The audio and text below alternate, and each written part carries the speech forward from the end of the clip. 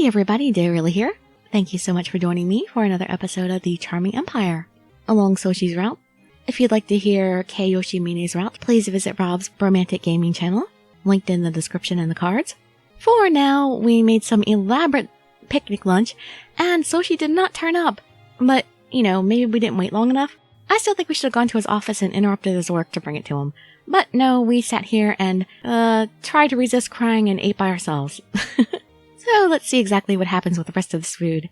You can just sit back, relax, and let me read you a story. There's still no sign of my brother coming. Convincing myself that it's because of his work, I decide to eat by myself. Just then, work ran a little late. I knew I ate too soon.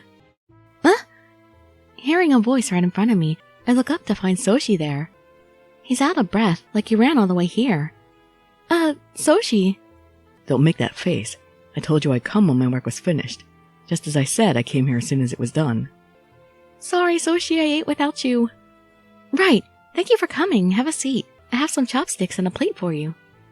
I quickly wipe away my tears and hand Soshi his chopsticks and plate. My vision is blurring for a much different reason now, and I'm having trouble calming myself down. I must be going mad. Huh? What? Why? What did he just say? He spoke too quietly for me to catch it. Help yourself. You must be very hungry by now.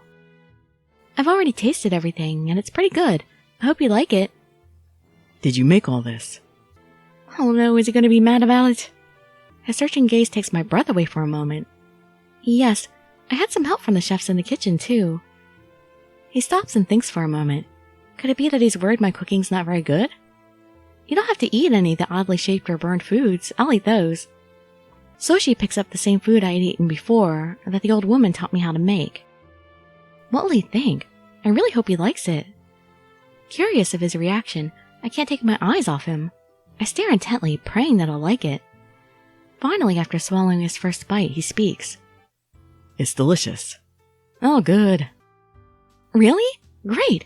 I didn't know what I would have done if you didn't like it. I'm so happy. I had no idea you were so good at cooking. It's just because it's so simple. I can't make anything much more involved than this, but I do have confidence in my rice balls. Before she passed, Mother taught me the trick of salting it just right, and how to shape it correctly.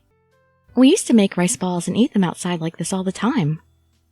Whether it's on a tree branch or on the riverbank, eating rice balls outside makes them taste much better. Because I always went out exploring like that, the old lady used to say I was too tomboyish. It's strange, isn't it? The same food can taste so much better eaten somewhere special. Or with someone special. Yes, it's been a while since I've relaxed outdoors as well. Ah, picture. He looks lovely. His voice is unusually soft. When I look up at him, he's smiling. It's the first smile I've seen on him since I came here. I know that smile. I think I remember him smiling like this when we played in the garden as children.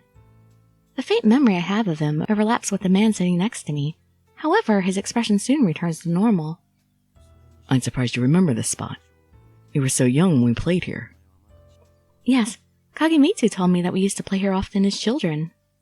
I see. You've always taken him, ever since you were small. Oh, he'll have his own route, whether it be on mine or Rob's channel. Did I? I don't remember at all. I wonder how you would have turned out if he were your brother. Soshi? His voice seems somehow different for a moment, but he doesn't reply to me. I can only continue eating, thinking it's so strange. I'm still eating more? My brother thanks me for the meal and lays down his chopsticks. I'm so happy you came. Thank you. It was a good breath of fresh air. I'll be going back to my office now. After seeing him off, I start cleaning up the bento. The two of us finished every scrap of food I made. I must be stuffed. I'm glad he liked it. I guess if he ate it all, then it wasn't just flattery, was it? Men can go to great lengths to make the one they love happy. I'm happy knowing that, but I can't seem to get my mind off what he said before he left. Before I came here, Soshi probably ate every meal alone in that dining room. How sad. If it were me, I wouldn't be able to bear it. No matter how good a meal is, it's always better sharing it with someone else. I wonder if he'll come next time I invite him. Depends on work, like he said. Maybe he'll smile again like he did today. I wrap up the empty bento with a handkerchief and get up from the bench. Feeling content, I take a deep breath of the sunshine-filled air. I'm glad. I think I got to know Soshi a little better. Man, we get like 2 minutes with him at every chapter. I want to continue having little conversations like today. My heart feels as light as the empty bento box now. A week has passed since our picnic. Although we talk a little more, we weren't exactly any closer. See, very slow. The only times I see him are during breakfast and dinner. He's too busy to sit down and talk otherwise. He's so busy with work. I wish there was something I could do to help. Maybe I can work too. Make me one of your advisors. Assign me a position. At the very least, I could do some simple chores for him. I decided to ask today after breakfast. No, he's just gonna say not to do stuff that servants can do. He thinks about it for a moment before answering me. That's not a bad idea. I will take you up on your offer. Really? I'm really surprised. I thought he would just tell me to focus on my studies. Thinking he was going to refuse, I'm happily surprised to hear his answer. Really? Thank you. I'll do my best. Why do you thank me? Because I'm happy to help. Is it so strange for me to thank you for that? Yes, it is. Oh. When I frown, Soshi chuckles jokingly. Oh, Soshi, don't tease me like that. So even Soshi can make a joke. I wasn't expecting that. Simply sharing a moment like this feels like a big step in our relationship. It's the first joke he's made with me. That wasn't sarcastic and demeaning. He takes me to his office, where there are bookshelves packed to the ceiling. Just how many books do you have? I've never counted my collection. However, there are other rooms with just as many. Just as many in other rooms? I couldn't finish all of them if I spent my entire life reading them.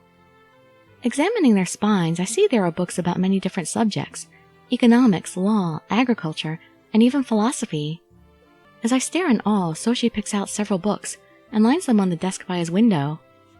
I have many things to research in order to approve certain documents. Your job will be to put back the books when I'm done.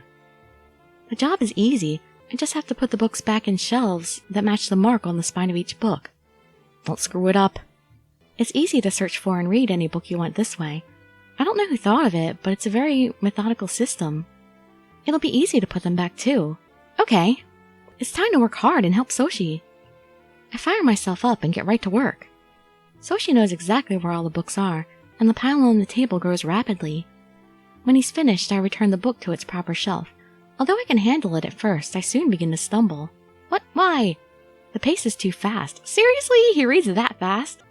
By the time I return several books, there are already more waiting for me on the desk. I'm surprised how fast and accurately he works, but it doesn't seem to be a problem for him. Man, even if you're just finding like one thing in the book, that is really fast to work. I guess if you don't work this fast, there would be no way to get it all done. I need to try my hardest too. At this pace, there's no time for idle banter. I work as fast as I can so as not to disrupt Soshi's workflow. I go back and forth silently, not knowing how many books I put away, until finally the pile of books is nearly gone. Is it over? Yes, I finished my research for now. Then I just have to put back these last few books. Right when my arms feel like they're going to give out, I just have to hold out for a little longer. I take the last 3 books in hand and take them to the shelves. One here, another there, and I finally come to the last one. Books with this mark go here, so... Huh? When I go to return the book, I spot a familiar book on the bottom shelf. It looks like this section is for miscellaneous books. Is it a kid's book? Something seems out of place with the book I see. It's a book of old tales meant for children.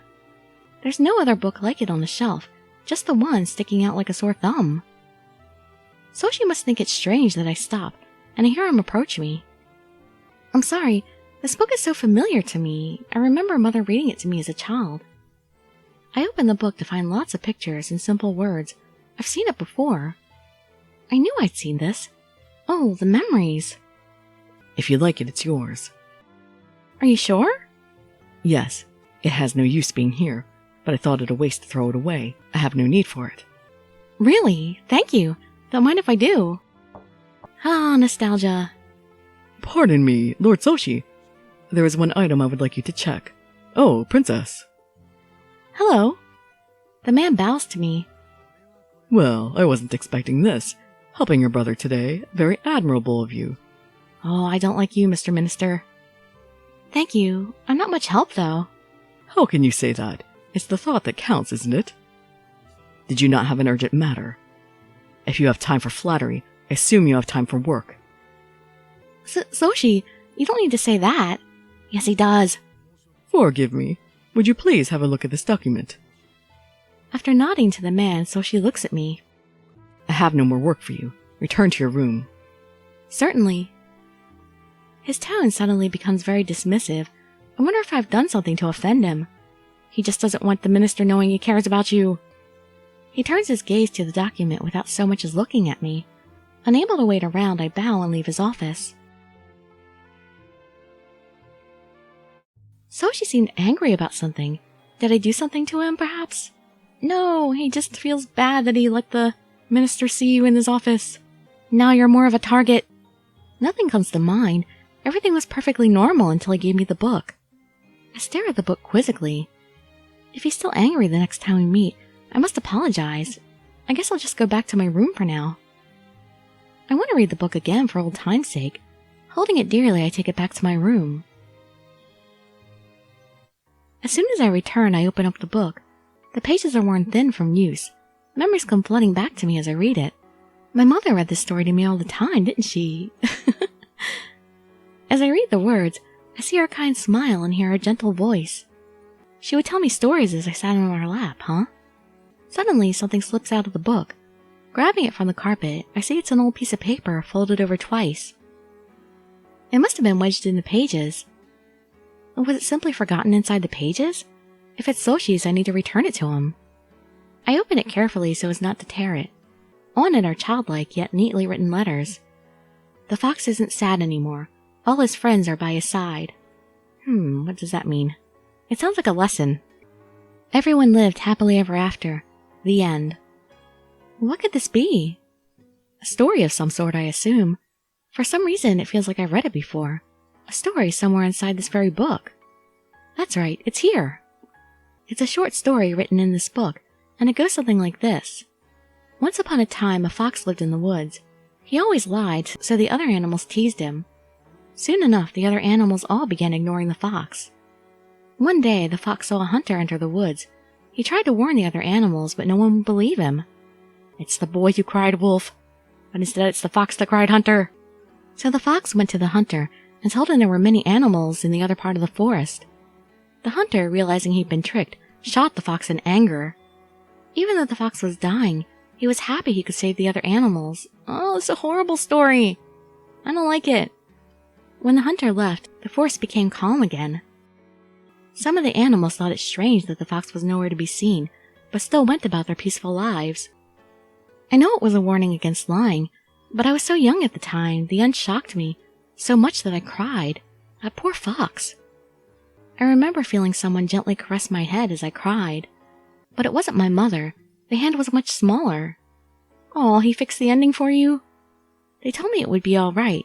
The boy told me the fox would live happily ever after. He was... my brother? Yes, it had to be. He was with me then. A vivid memory of that day comes to me. It was the first day I talked with Soshi.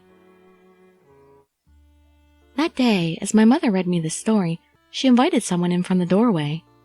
My father introduced him as the boy that would become my brother. The boy seemed nice, but he also avoided me. But in a childish impulse, I grabbed him by the hand. Admiring him as my older brother, I sat him down in my seat and sat on his lap, ignoring his clear hesitation. Wow, I was really forward back then. I'm like, you're my big brother. You're gonna act like it right now. Even though I just wanted to be close with him, I realize now how forceful I was. I'm sure he was very surprised. After lightly scolding me, my mother apologized to the boy, my brother. She smiled and continued reading the book, this very book that I have in front of me. Sitting on his lap as the end of the story neared, I began to cry. By the end of it, I was wailing. I think he was embarrassed to have a girl crying on his lap. After hesitating a moment, he began to caress my head. He told me not to cry, that it would be okay. The fox would be happy. Then he left the room. He came back shortly with a piece of paper in his hands. He handed the paper to me, written only in simple words so I could understand it. In carefully placed, beautiful writing, an alternate ending to the story was written. Before the hunter could shoot the fox, one of the other animals came to his rescue at the very last second. The animals apologized for not believing him and the fox apologized for lying so much. They made up and lived happily ever after. He told me with a smile that this way everyone could be happy. I was so glad to hear it. That's why I began to like him and follow him around so much. How could I have forgotten all this when I had been so fond of him? Well, you were a kid. Childhood memories sometimes don't linger. The elders were right. My brother really was a kind boy. He went through the trouble of writing that ending to stop me from crying. But now, it's no use trying to even imagine things could be the same as back then. He warned me not to hope for a sibling relationship like we had in the past. On top of that, he even said he had no use for this book anymore. He doesn't need this book, or the memories we had shared. Does that mean my brother from back then is gone for good? No, I think it means he has the memories in his head. He'll never forget them. He doesn't need the book for that. I traced the faded ink on the paper with my finger. The happy ending my kind brother wrote. Everyone lived happily ever after. I know now that such a happy, wholesome ending is not easily achievable. Realizing the bitterness of those words, I pursed my lips firmly. That was a long chapter as far as this game goes. But oh, that was just so sweet. And yeah, definitely finally something, really seriously character building in this and really getting to know him and remembering stuff. Yay, finally! Hopefully things will really pour in and build up from there. And in the next chapter, he's asking us about our dancing lessons, which I imagine for some reason are going horribly, and we'll get to practice with him and he'll teach us better. Well, anyway, hope to see you there or in some of my other videos. And I'd be so grateful for any likes, comments, subscriptions, or shares with your friends to show some support. Thank you so much for joining me, and I wish you all health, happiness, and safety. Dirili signing out. Bye-bye, everybody.